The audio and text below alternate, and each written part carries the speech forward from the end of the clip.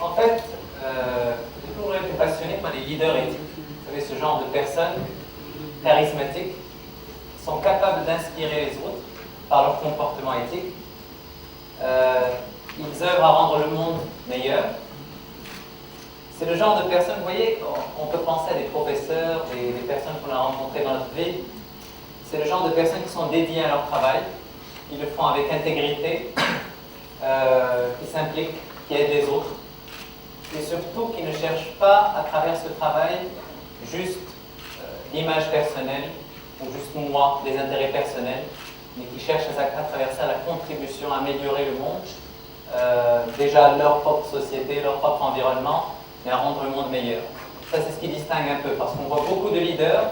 On en a vu la veille des grands scandales financiers aux États-Unis, qui était juste avant, je crois, que Ted Enron vient de WorldCom, qui était sur les pages de couverture des plus grands magazines de business, Forbes, Fortune, et qu'on nous les présentait comme des leaders du monde, des États-Unis et du monde, et puis qui s'avèrent par la suite souillés par l'image de la corruption et du scandale. Donc on a vu le leadership à un certain moment.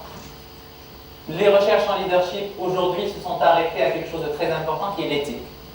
Aujourd'hui, dans tout le domaine du leadership, peut-être la chose la plus avancée, c'est le leadership éthique. Comment est-ce qu'on peut développer des leaders éthiques?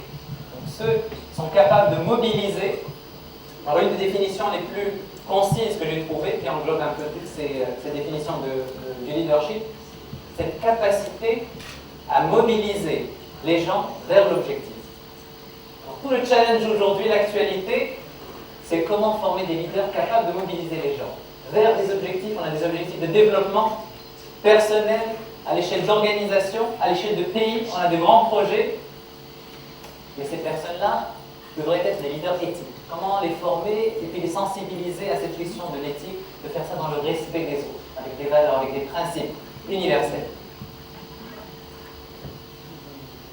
Bon, ça c'est un modèle, c'est un exemple de leadership, de l'abus, donc des personnes qui écrasent les autres. C'est vrai qu'ils ont un objectif organisationnel en tête, surtout personnel, donc ils sont capables d'abuser du monde autour d'eux pour arriver à ces objectifs de gain personnel, mais ils arrivent à les mobiliser. Ils ont des gens qui les suivent quand même. Alors c'est un type de leadership, il appelle leadership, unethical leadership. Leadership non éthique, il y a de plus en plus de publications là-dessus. On s'est rendu compte que la littérature de leadership était quasiment pauvre de ce genre de littérature. On parle de bad leadership aujourd'hui. En fait, qu'est-ce qui m'amène à ce sujet personnellement? Je vous ai dit, j'étais toujours fasciné par ce type de leader.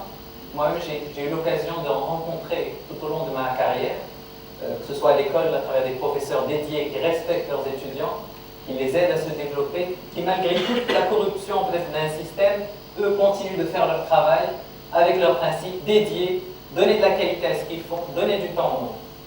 Je les ai rencontrés par la suite au niveau du monde du travail, plus rarement peut-être, mais tous ces gens-là, je me suis dit, ce sont ces gens qui m'ont inspiré, ce sont ces gens dont j'aimerais reproduire le comportement. J'aimerais me développer personnellement en tant que leader éthique, et j'aimerais aider les autres à se développer en tant que leader éthique. Alors pendant mes études d'ingénieur, je me suis rendu compte que ce n'était pas la machine qui m'intéressait. C'est-à-dire développer des machines, ça c'est pas moi, mais plus développer l'humain. Donc ça c'était un genre d'appel personnel, une passion, que j'ai poursuivi par la suite en changeant de carrière. Aujourd'hui je me retrouve dans les ressources humaines, dans des programmes de développement de leadership organisationnel, dans la gestion des talents. Et je peux vous dire que quand on suit cette passion, il y a une formidable énergie. Le matin, quand on se réveille, on y va travailler avec plaisir. On attend le moment d'arriver au travail et on n'attend pas le moment de la fin du travail. C'est ça ce que j'aimerais communiquer.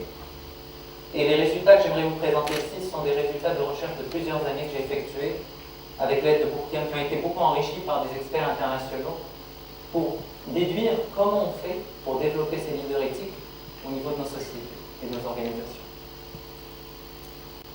Une définition de leadership éthique, juste pour le situer, diriger d'une manière qui respecte la dignité et les droits des autres personnes. Les leaders éthiques se soucient de l'impact de leurs décisions. Pas juste prendre des décisions rapidement, et puis tant que ça nous arrange, non. c'est essayer de voir quel est l'impact de leurs décisions sur toutes les parties prenantes. Donc que ce soit les consommateurs, par exemple si on est dans le monde privé, les consommateurs, les shareholders, la population, donc tout ça doit être pris en compte au moment des décisions. Une des caractéristiques, si on veut comprendre la différence du leader éthique par rapport aux autres leaders, c'est cette capacité à construire une confiance durable. D'autres leaders peuvent simuler le leadership. On a confiance en eux au départ, mais par la suite, quand les crises arrivent, les problèmes arrivent, on voit que finalement, ces personnes-là ne servaient que leurs propres intérêts. Ils s'en foutent du reste du monde. Donc ils ont fait croire au monde pendant un certain temps qu'ils se préoccupaient du monde et puis de leurs collaborateurs et de la société, mais dans les cas de crise, et c'est là où surgissent les caractéristiques internes de l'individu, on voit la réalité de leur motivation.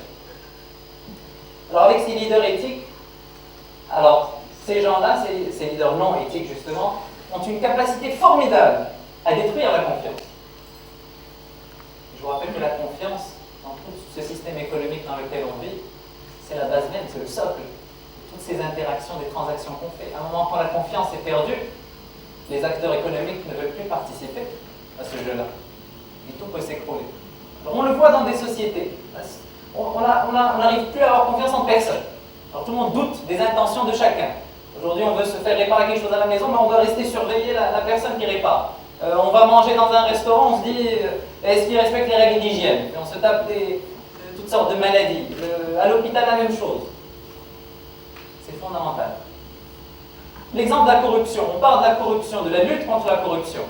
Il y a des instances de lutte contre la corruption, c'est très bien, fantastique. Lorsqu'on essaie de mettre une réglementation serrée, superbe, des sanctions, il faut suivre l'application de ces sanctions, de la transparence, très bien. Mais les études montrent qu'un des aspects les plus importants, si on veut lutter contre la corruption, c'est de former des leaders éthiques. C'est des personnes qui arrivent en position de responsabilité, qui sont capables de donner le ton, de donner l'exemple et de veiller à l'application de ces sanctions. C'est bien. C'est beau d'avoir des sanctions. Si personne ne pouvait respecter ces sanctions dans l'organisation ailleurs, ça ne sert à rien, ça ne mène nulle part.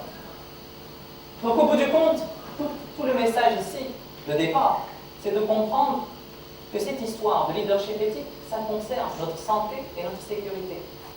C'est une question de survie, ce n'est pas un nice to have d'être un leadership éthique, de se préoccuper de former des leaders éthiques dans nos sociétés ou dans nos organisations. C'est une question de survie.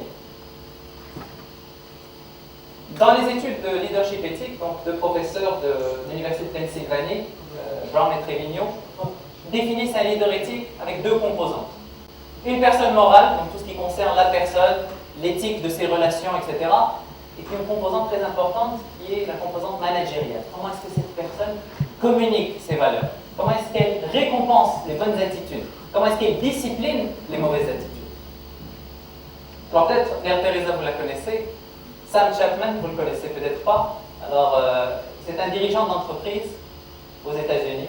Alors lui, il a été propulsé sur les médias, on l'a couvert, parce qu'il a trouvé une solution efficace à un problème éthique dans les organisations extrêmement destructeur, qui est la rumeur. Gossip. C'est le geek. Lui, c'est simple. Il a été passé à la télévision. Son entreprise est une zone interdite de gossip. C'est-à-dire celui qui parle dans le dos des gens, n'importe qui, de collaborateurs, de clients, n'importe qui, se fait pousser dehors, quelle que soit sa position dans l'entreprise. De plus en plus de grosses entreprises aussi vont dans ce sens. Des codes de comportement, d'éthique, simples, pas des pages ou bien des registres, c'est des lois simples, mais qu'on applique, qu'on veille à appliquer. Là, par exemple, les Xerox, n'importe qui peut se faire pousser dehors, quelle que soit sa position. Heureusement, on est dans cette dynamique-là. C'est très réjouissant. Alors, finalement, comment faire grandir comment développer ces leaders éthiques? Moi, mon rêve, c'est de faire de ce leadership éthique donc, un objet de désir pour les jeunes, surtout, et dans une société. C'est-à-dire qu'on rêve, au lieu de rêver juste à devenir chanteur et puis chanter pour soi, ou pour épater les gens de sa voix ou de sa belle voix, qui est bien. Moi, j'encourage beaucoup la culture, on peut faire de belles choses avec la culture, avec le chant, mais d'aspirer à devenir un leader éthique, quelqu'un qui contribue, qui à inspirer et puis à créer de la valeur riche pour toute l'humanité, dans sa diversité, à respecter la diversité, à s'enrichir de la diversité. J'ai appris aussi en travaillant avec les plus jeunes, même avec les plus vieux, avec les professionnels, ça devait rester très amusant. Donc, en somme, rapidement, deux facteurs très importants pour le développement des leaders qui affectent ça. Donc, les études ont montré qu'il y a deux facteurs importants. Le premier, c'est les modèles que les gens rencontrent dans leur vie, qui impactent leur vie. Ça peut être des parents, ça peut être des professeurs, ça peut être n'importe qui, des amis. C'est très important, ça joue un rôle extrêmement important. Deuxièmement, le contexte éthique, la société, ou l'environnement dans lequel ils vivent directement. Est-ce que c'est un environnement qui valorise le comportement éthique, qui le dévalorise? Quand on est dans une classe, on a des amis, quand on leur raconte qu'on a triché dans un examen, est-ce qu'ils te disent waouh, bravo, hein, tu es hyper malin, tu as de l'avenir, tu vas faire du business dans ta vie? Ou bien est-ce que c'est l'inverse? Les gens te disent, tu sais, moi j'ai préféré passer l'examen, je me tape n'importe quelle note, mais au moins je sors avec ma dignité, j'ai pas triché. Finalement, aujourd'hui on se pose la question comment on fait. Au niveau stratégique, le plus difficile c'est de savoir où se concentrer. Il y a tellement de pistes là pour former des leaders éthiques. Mais par où commencer et sur quoi se concentrer? Deux éléments. Former des leaders à partir de l'école, aux entreprises, promouvoir ça, le développement des leaders, la formation des leadership. Deuxième histoire, deuxième élément, les médias. Donc, que ce soit les médias privés ou bien les médias nous-mêmes qui vont produire des vidéos, etc., pour changer cette croyance, de valoriser le comportement éthique ou le leadership éthique et dévaloriser le leadership non éthique.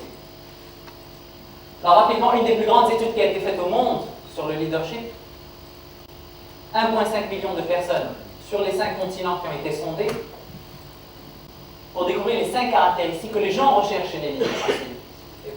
Pendant 20 ans, cette étude a été faite et elle a reproduit toujours ces 5 qualités sur les 5 continents. C'est impressionnant.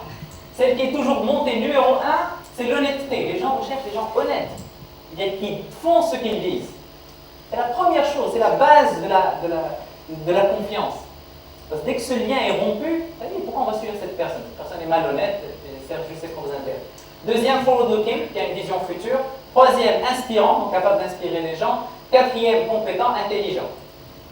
5 pratiques, si vous voulez devenir des leaders, se concentrer sur ces 5 et juger, s'il vous plaît, les leaders sur ces 5 pratiques-là. Premièrement, model the way, c'est-à-dire donne l'exemple, tout simplement. Des leaders ou des personnes en position de leadership doivent donner l'exemple. C'est le premier, le B là-bas. Quand je dis je viens à telle heure, je viens à telle heure. Quand je dis je vais faire ça ou je vais te livrer un travail de qualité avec cette qualité-là, je la livre. Deuxièmement, inspirer une vision commune. Que le leader, la personne en position de management ou de responsabilité, prenne le temps de voir quelles sont les aspirations de ses collaborateurs et de là transformer un objectif organisationnel en un genre de puzzle qui intègre tout le monde, toutes ses aspirations. Troisièmement, challenge the process. Le leader est attendu de lui qu'il améliore le statu quo, qu'il change les choses pour le meilleur. Donc, apprendre à poser les bonnes questions. On n'est pas censé avoir les réponses à toutes les questions. Le bon leader, c'est celui qui sait poser les bonnes questions, pas répondre. Il y a des gens qui se sentent mal à l'aise. Ils sont en position de management, ils pensent qu'ils doivent tout savoir. Donc, ça crée toutes sortes de tensions, etc. Accepter l'erreur aussi, ça c'est une chose extrêmement importante. C'est à travers l'erreur qu'on apprend. Si votre enfant arrive fait une erreur, vous lui tombez dessus plein de temps. C'est pas possible. Quatrièmement, permettre aux gens, donner à ses collaborateurs le moyen de se développer et puis de travailler. Cinquièmement, encourager, apprécier, remercier la qualité du travail, remercier l'effort, célébrer les réussites. Voici les 5. Je vous passe, ça c'est un modèle de leadership de développement éthique. Une étude aussi qui a montré pourquoi, d'où ça vient, ces comportements non éthiques. Donc un sondage qui a été fait sur des milliers de managers dans le monde. Ça vient de pression.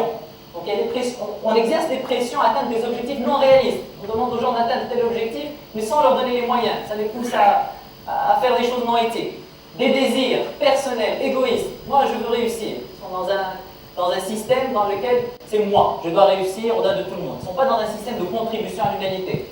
Finalement, donc le dernier message pour compléter, de toute cette histoire, on ressort toute cette formation de leadership éthique. Ça se passe d'abord au niveau de l'intérieur de la personne. Une maîtrise de soi. On doit résister à ces tentations. On doit résister aux pressions néfastes des gens qui nous entourent. L'élément essentiel dans tout ça, comprendre son système interne. L'erreur qu'on fait, c'est qu'on étudie peut-être les émotions d'un côté tout seul, le raisonnement d'un côté, les talents de l'autre, Tout ça séparément. Mais ce qu'il faut comprendre, c'est son système interne, comment on fonctionne. Comment est-ce que les émotions sont reliées à la pensée, sont reliées aux croyances. On développe des croyances avec notre expérience. Il y a des gens qui pensent que, je ne sais pas, s'il reconnaît une erreur, c'est une preuve de faiblesse. S'il fait une erreur, ça veut dire qu'il est incompétent. Et allez voir les administrations et tout ça, ces gens-là qui trimballent ce genre de croyances et donc qui cassent l'innovation chez tout le monde. Qu'est-ce qui peut vous déstabiliser finalement? Donc comprendre ses émotions, la peur, comprendre d'où elle vient. C'est un truc naturel qui est censé nous faire fuir par rapport à un danger réel. La colère qui est censée nous donner l'énergie suffisante pour repousser des injustices. Le désir qui est censé nous attirer vers de bonnes choses, d'avancer en avant. Si on était sans désir, on va rester immobile, à mort. Comment les médias, bon, il y a plein de programmes à la télé, maintenant les nouvelles caméras cachées, c'est plus juste faire peur au monde. Tu mets en scène une situation, tu vois le monde, comment est-ce qu'il réagit, est-ce qu'il va réagir éthiquement ou non, et tu récompenses les bons comportements. C'est ça. Mettez par exemple quelque chose, des déchets par terre, et puis regardez qui va venir et puis ramasser ces déchets, récompensez-le, au lieu de faire peur aux gens et puis de leur faire des crises cardiaques. Voilà, il y en a d'autres aussi dans le monde arabe, il y a plein de programmes comme ça qui font ça. Voilà.